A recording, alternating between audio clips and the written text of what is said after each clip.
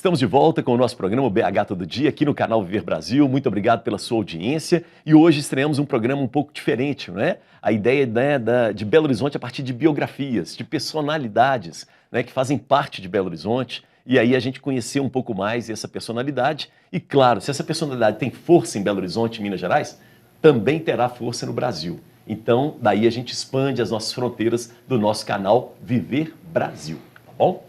E voltamos então com o nosso querido Antônio Anastasia. E a gente agora, né? Nós temos uma imagem antes para fechar da sua posse como governador. Eu acho que é importante também, né? São formalidades que fazem parte da cultura, né, institucional.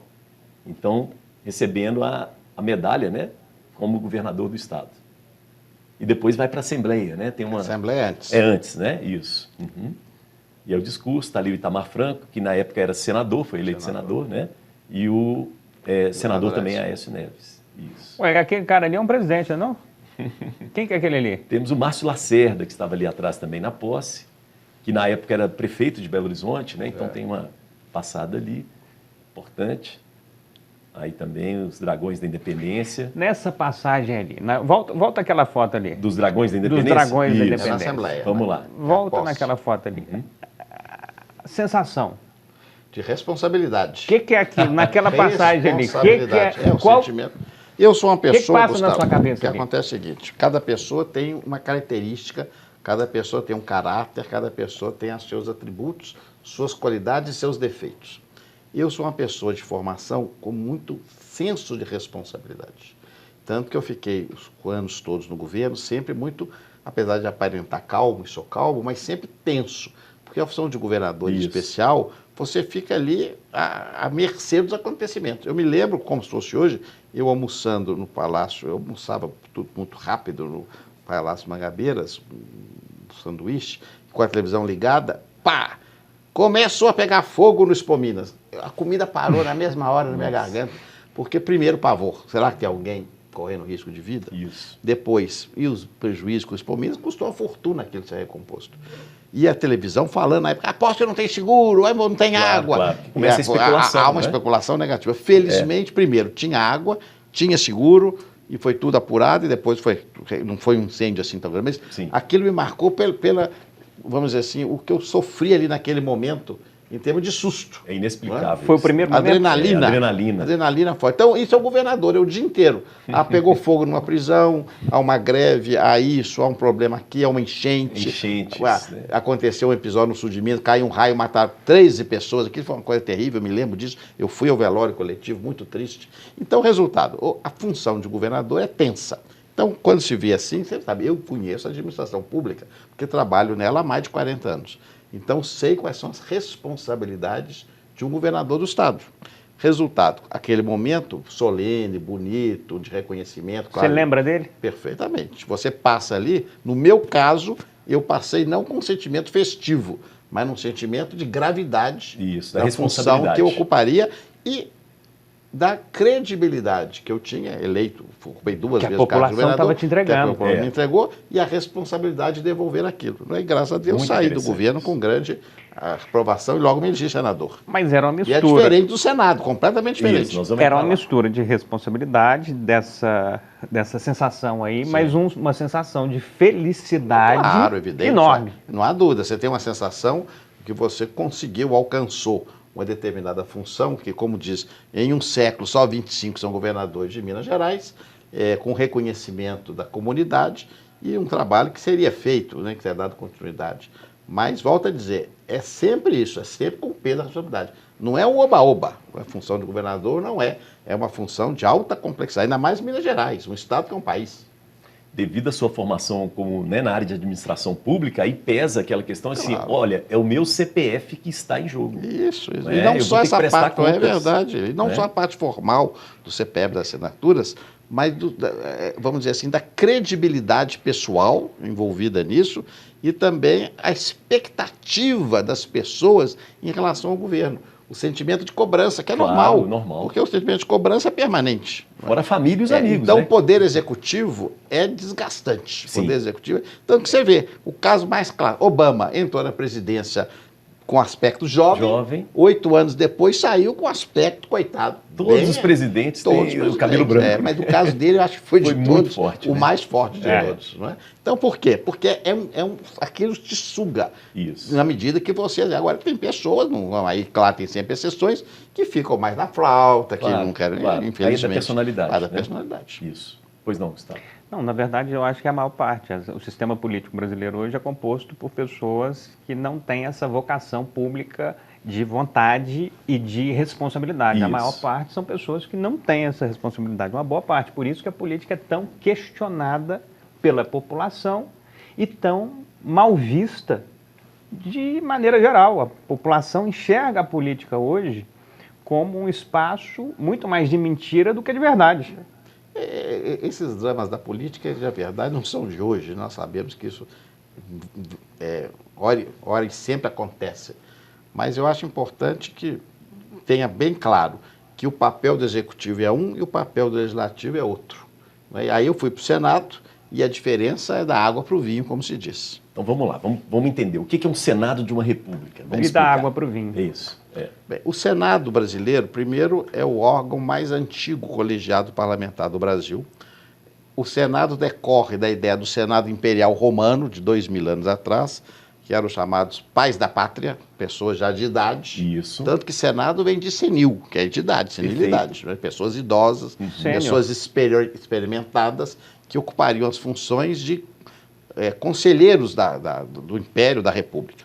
O Senado Imperial no Brasil tinha essa característica, os senadores eram vitalícios, escolhidos pelo imperador dentre pessoas gradas das províncias. Agora, é claro que no regime democrático republicano muda completamente, tem mandato, eleição, ele tem força partidária. Mas qual que é a diferença? Primeiro, a diferença, a modificação do Congresso, do Parlamento. Você não tem responsabilidade executiva. Então, você não tem as responsabilidades do dia a dia da gestão. Porque a gestão é o executivo. Perfeito. Você tem a responsabilidade das leis e da fiscalização. É mais leve. Sim. Por que é mais leve? Você tem dever, você tem responsabilidade. Eu me empenhava muito, trabalhei, eu fui o relator, como sabem, que mais tive relatoria, senador com mais relatorias no meu período. Apresentei, aprovei várias leis e tive relatorias da mais alta complexidade, como foi o impeachment da ex-presidente Dilma, por exemplo. Mas é totalmente diferente do governo. Então, é uma responsabilidade imensa, que você hoje no Brasil, o Poder Legislativo administra, comanda de maneira mais eficiente que era no passado, mais forte, melhor dizendo, mas com um grau diferenciado. Tanto que não é o caso aqui nosso, mas em outra oportunidade, em outra entrevista, eu vou dizer por que eu defendo sempre presidencialismo. É por causa disso, porque no modelo brasileiro o congressista não tem muita responsabilidade política. Olha que interessante. Ele pode votar no que quiser. E nos países parlamentaristas, os semipresidencialistas, ele se vincula a uma tese. Se ele vota contra aquela tese, o parlamento pode ser dissolvido e ele perde o mandato. Muito mas interessante. Isso é matéria de Não, outra... mas é muito interessante o que você está falando, porque quando se fala em semipresidencialismo, se fala um pouco assim, vamos tirar o poder do presidente. Mas se tira o poder do presidente, aumenta o do Congresso. Claro. Isso não se coloca nessa discussão. Porque hoje o Congresso tem um grande poder, Tá. mas sem responsabilidade. Isso mesmo. Não é? Então, por exemplo, você é eleito parlamentar defendendo a causa A. Aí, No 2 meses, você fala, isso. agora eu quero a causa B. E ninguém te tira esse mandato. Exatamente. É. Só que você se compromete com um grupo, se você vota contra o programa daquele grupo político que ganhou as eleições, então tá bom, então tá dissolvido o Congresso, você perde o mandato, como era o parlamentarismo. Sim. Então aumenta a responsabilidade do parlamentar. Por isso que eu defendia. Agora estou afastado disso, das minhas funções, Claro. mas publicamente eu fiz artigos defendendo como um modelo adequado semipresidencialismo, como é em Portugal ou em França, porque me parece mais adequado e evita essas crises recorrentes que temos no Brasil. Muito bem. A gente tem imagens da relatoria do processo de impeachment da presidenta Dilma. Vamos colocar, por favor, Maestro, coloque aí para a gente.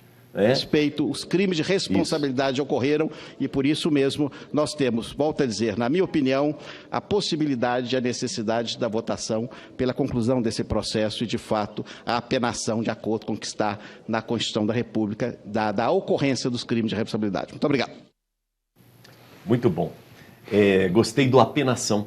Eu tinha um professor de português que falava, olha, ninguém é penalizado. Penalizar é colocar penas, né? Apenado. Nunca mais esqueci disso. Eu achei fabuloso. O processo de impeachment é um processo muito delicado.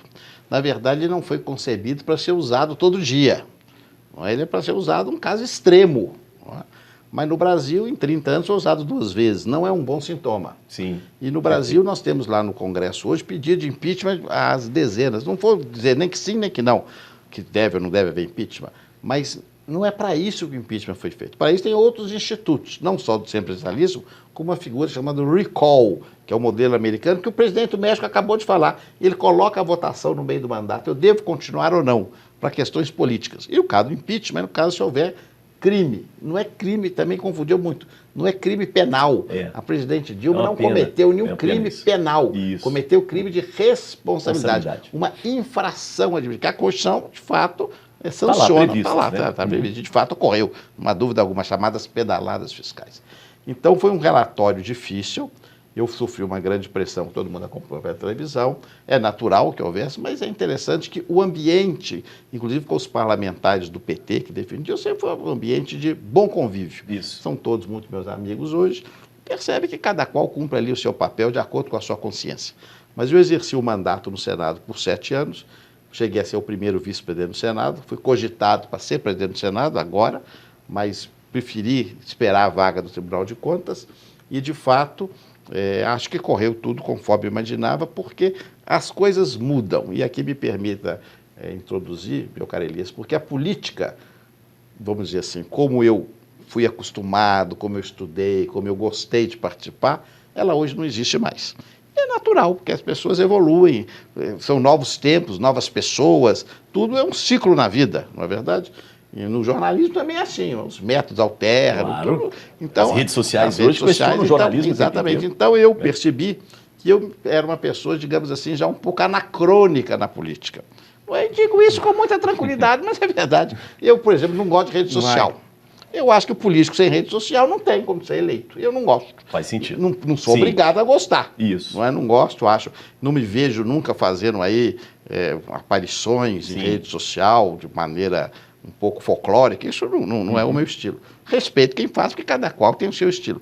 Mas então percebi que, de fato, eu seria melhor, talvez, redirecionar a minha carreira no serviço público. Eu tenho vocação, continuo tendo, que podia ter largado e ido para a advocacia. Certamente teria uma renda muito maior. Mas eu gosto de serviço público. Sim. Então, surgiu a oportunidade da vaga do Tribunal de Contas, eu deixo o Senado e sou eleito pelos meus pares, uma votação expressiva, que eu fico muito agradecido, para ocupar essa vaga destinada ao Senado. Uma eleição muito interessante, disputada, inclusive. Muito disputada. Senadora Cátia Abreu. Senadores de muito prestígio e respeito. Senadora Cátia Abreu e o líder do governo, senador Fernando Bezerra. Fernando Bezerra, isso mesmo. Olha o que ele falou aí agora.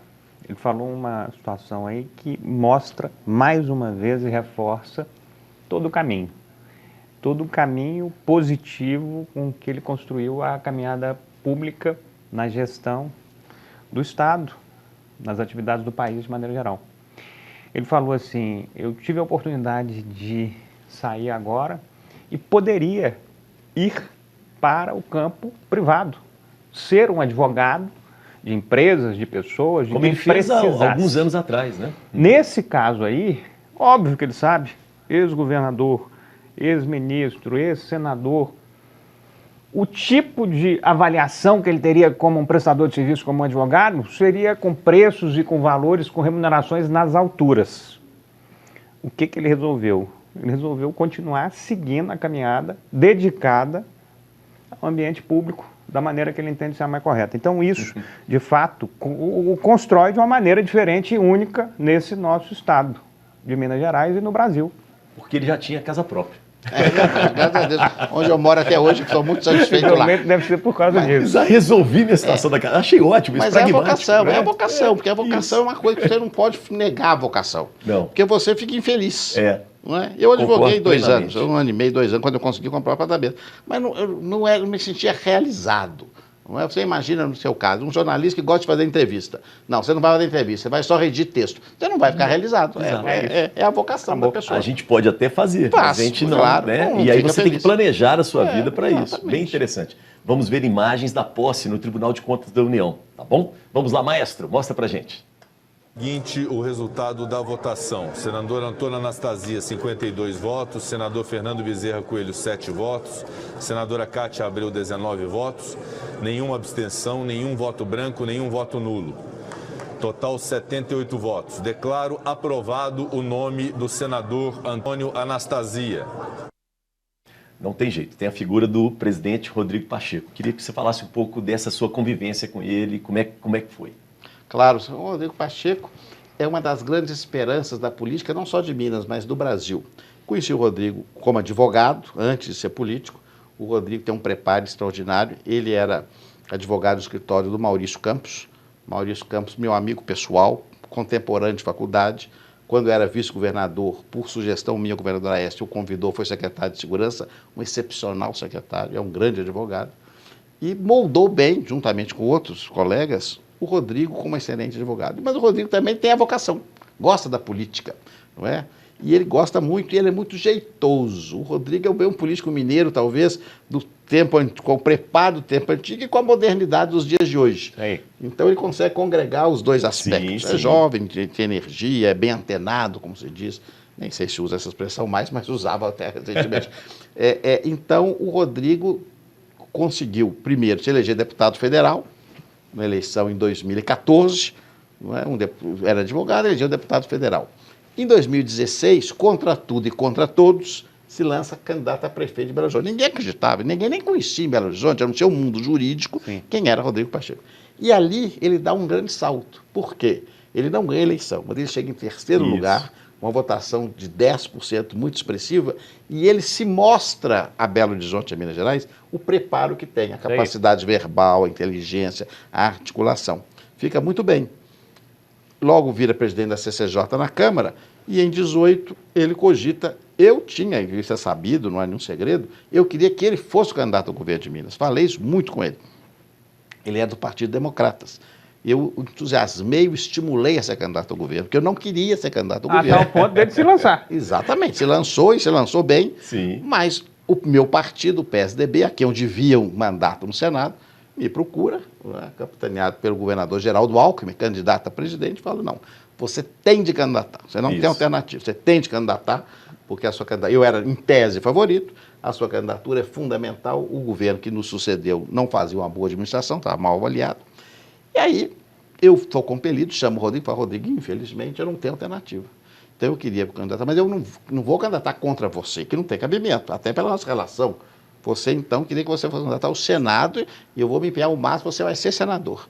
Ele pensava em ser governador, mas jovem ainda, acabou que houve a composição das forças políticas, ele se candidatou ao Senado, foi eleito em primeiro lugar, teve uma votação muito expressiva e logo entrou no Senado já líder do seu partido e logo depois, passados, o que é raríssimo, ainda na primeira metade, mas nunca houve isso, nos 2 anos, presidente do Senado. Então eu fiquei muito satisfeito, porque o Rodrigo tem toda a capacidade, a paciência, a estrutura para, no futuro, ser presidente da República. Que eu sempre defendi essa tese. Não foi agora, mas certo, tem 44 anos de idade, certamente o será.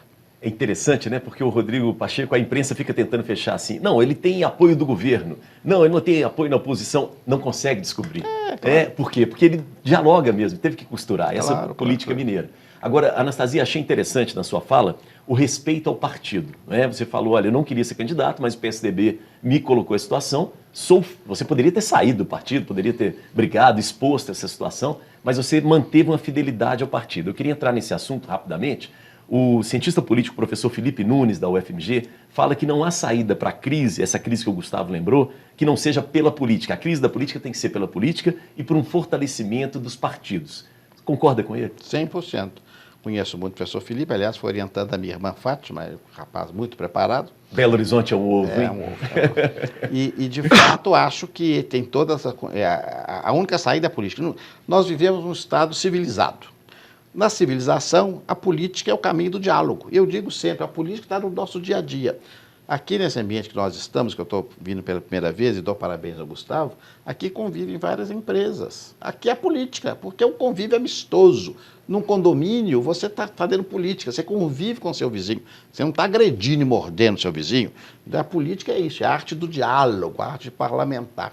Aristóteles dizia isso corretamente, o homem é um animal político, nós vivemos em urbe, nós vivemos de modo civilizado.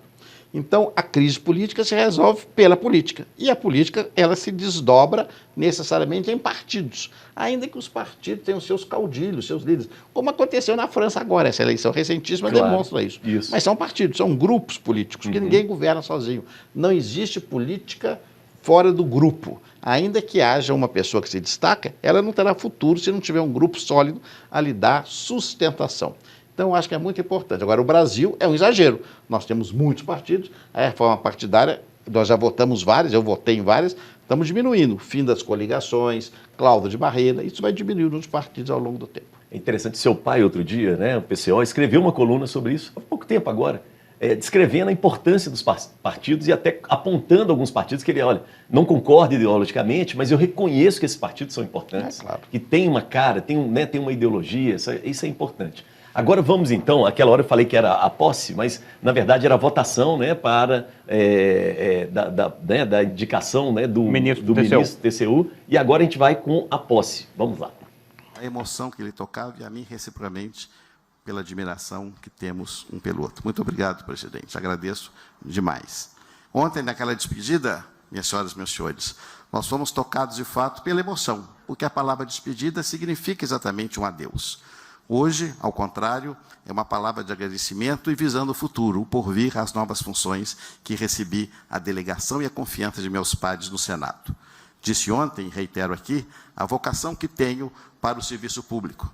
Ministro Vital, de maneira tão simpática e gentil, arrolou aqui o meu currículo, a minha trajetória, marcada de fato por funções no magistério, herança e características de minha família e, ao mesmo tempo, no serviço público do Estado de Minas Gerais e da União Federal. E, desse modo, essa vocação, com muito orgulho, muita honra e muita alegria, trago agora ao Tribunal de Contas da União para servir ao povo de meu país. Anastasia, Tribunal de Contas da União. Acho que é importante a gente definir, né, rapidamente, né, para o nosso telespectador e telespectadora, o que é essa instituição. O Tribunal de Contas da União é um órgão constitucional muito importante, vinculado ao Congresso Nacional, que tem por objetivo auditar as contas públicas. Esse é o objetivo primordial, acompanhar os pagamentos, a regularidade das contas, se o dinheiro está sendo aplicado de modo legal e eficaz.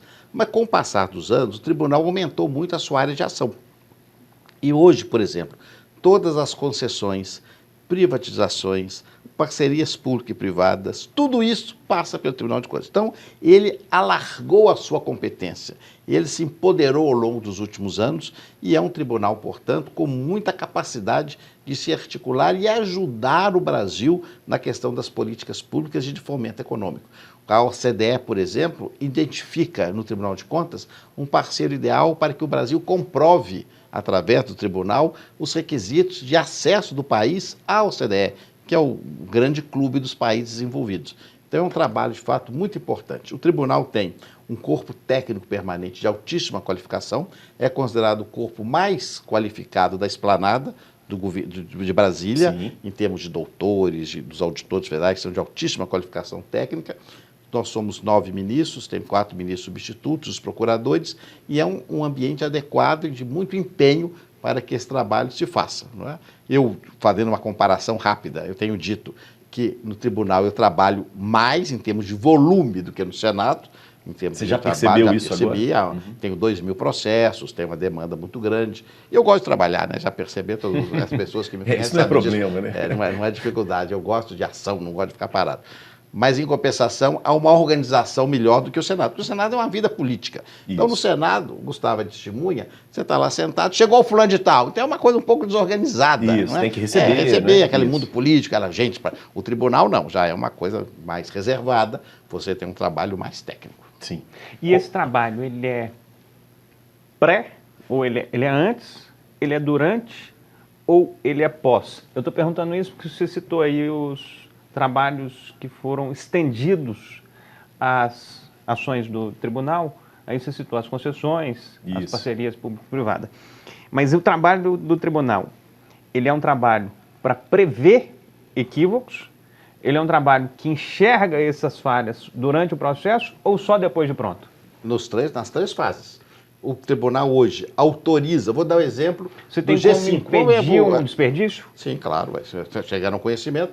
Vamos dar o exemplo da telefonia, da questão da informe do G5, agora da rede. Isso. O tribunal, aliás, o meu antecessor, o ministro Carreira, atual embaixador do Brasil em Portugal, foi o relator desse processo.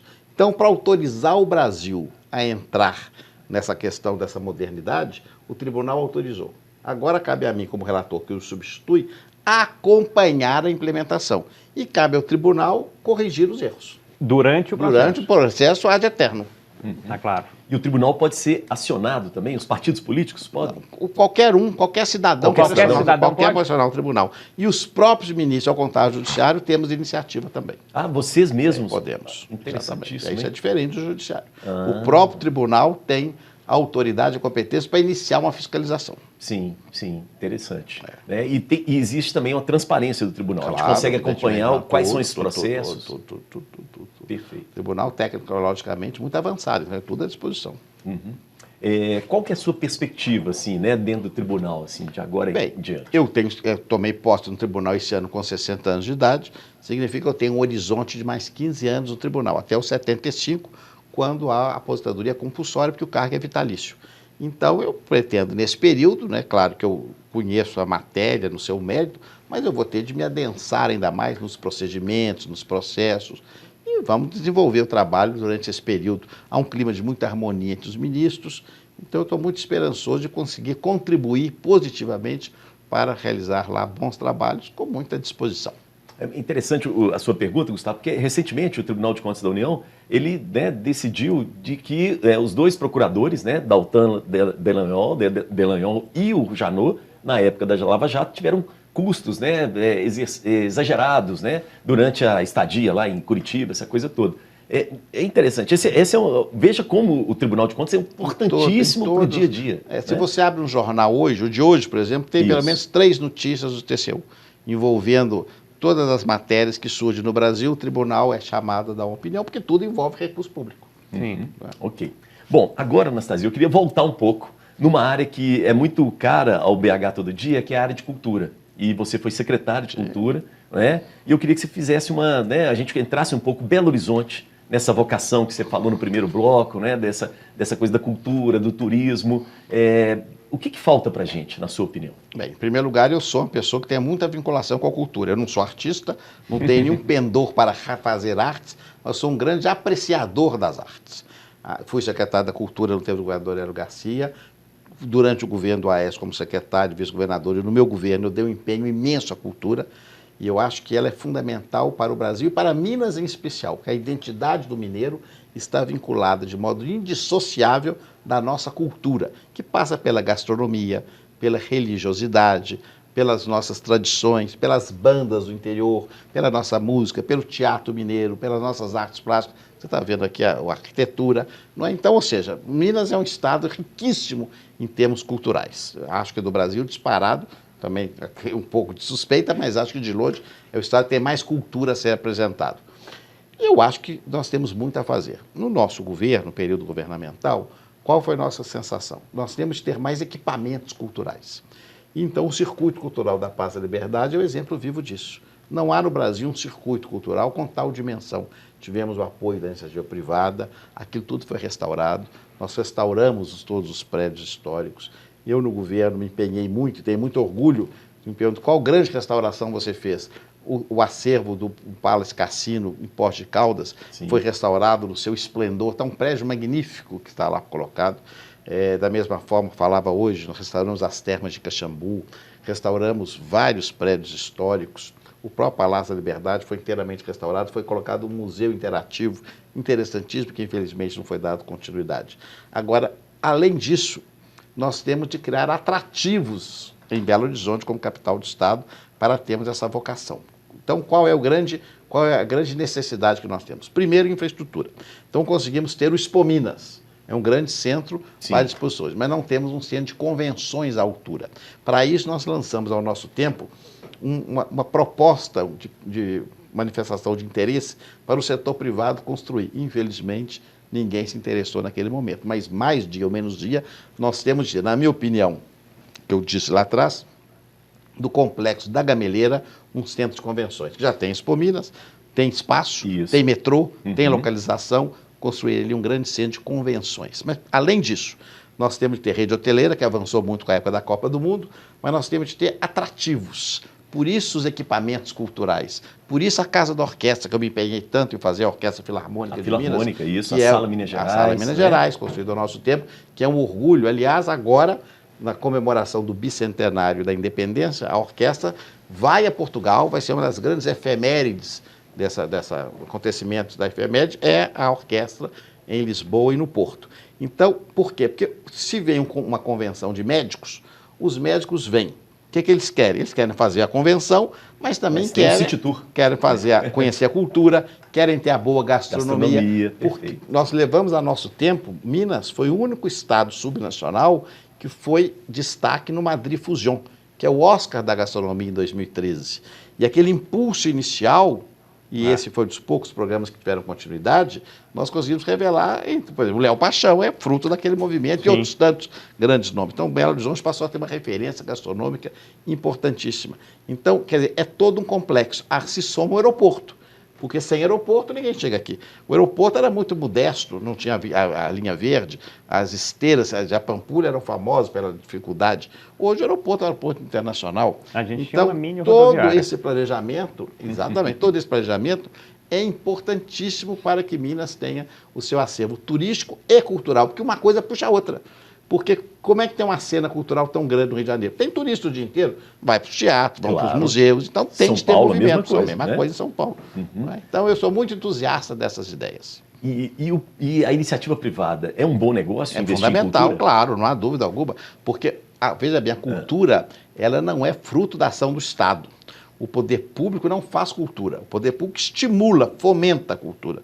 Mas é o setor privado, o próprio setor cultural, que através da economia criativa se apresenta. Não é? E vai, claro, tem leis de incentivo que são necessárias, tem estímulos tributários, tem no mundo inteiro. Se você vai nos Estados Unidos e você entra naqueles magníficos museus, tem lá o nome dos doadores, gravados na pedra. Aquilo é incentivo fiscal. Tem de haver. Tem de haver. Então é importante que isso ocorra. Perfeito. Você está falando aí de equipamentos, dessas movimentações todas que a gente teve aí desde o aeroporto, a importância do aeroporto hoje e dos equipamentos. Ontem, quinta-feira, a gente teve... Não, quarta, né? Quarta-feira, isso. Quarta-feira, ontem, a gente teve aqui no BH Todo Dia, eu vi o programa, eu não estava aqui, mas vi ele do YouTube, eu estava em trânsito, vi o programa.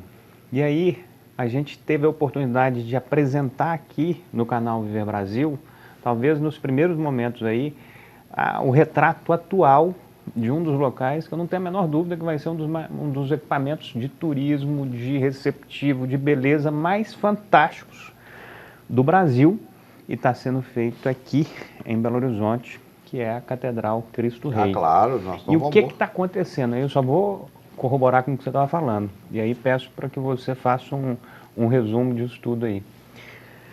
Conseguimos ter o acesso diferenciado para o aeroporto. Conseguimos ter um aeroporto extremamente ativo, seja na área turística, seja na área corporativa, com aeroporto industrial. Cidade administrativa já foi para lá, naquela área Vetor Norte. E aí eu estou falando de Belo Horizonte, do desenvolvimento da cidade de maneira geral e ações que são feitas para ver o processo disseminar.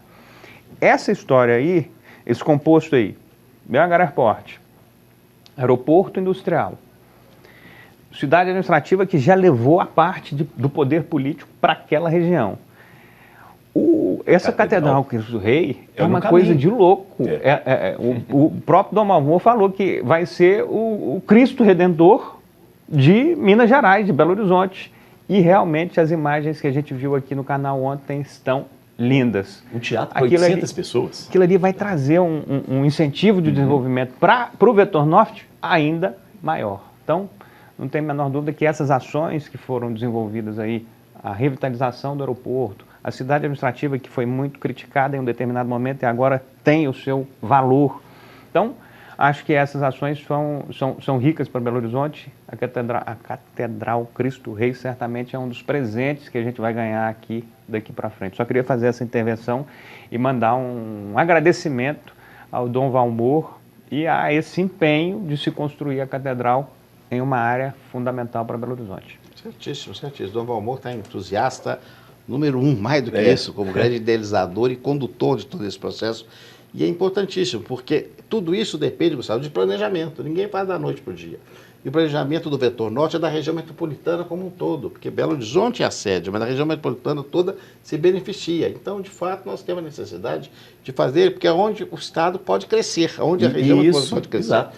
Nós temos espaço físico, porque aqui nós temos montanhas, a área industrial nos fecha do lado de Betim Contagem. Olha, Aí a gente está vendo as imagens aqui, ó, da catedral. A catedral sendo construída. Que ontem a gente mostrou, não é? E é uma catedral, assim, independente da questão da religião, que também faz parte da nossa cultura, né? Como você bem colocou, né, Anastasia? É um lugar que vai se transformar também numa referência cultural. Né? Claro, e eu achei interessante a questão, principalmente, do teatro, né? Para 800 pessoas. Nós não E temos o turismo religioso hoje, haja vista inclusive Santiago de Compostela, Lourdes, a própria serra que nós temos aqui da Piedade, que é tão importante, que Dom Valmor também é tão vinculado a ela, é importantíssimo, porque movimenta a cidade, gera empregos, oportunidades.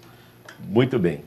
Ok, então vimos aí, estamos vendo, né, algumas imagens dessa aposta, né? E eu sei, porque eu trabalhei na TV Horizonte durante um tempo, é uma luta antiga, um projeto antigo, né, de Dom Valmor e de todos da Arquidiocese, para que pudesse, inclusive, levar também a TV Horizonte, as rádios, né, todas esse equipamento de comunicação para a Catedral Cristo Rei. Então, vale a pena, né? Não é fácil, a gente sabe disso, mas é preciso.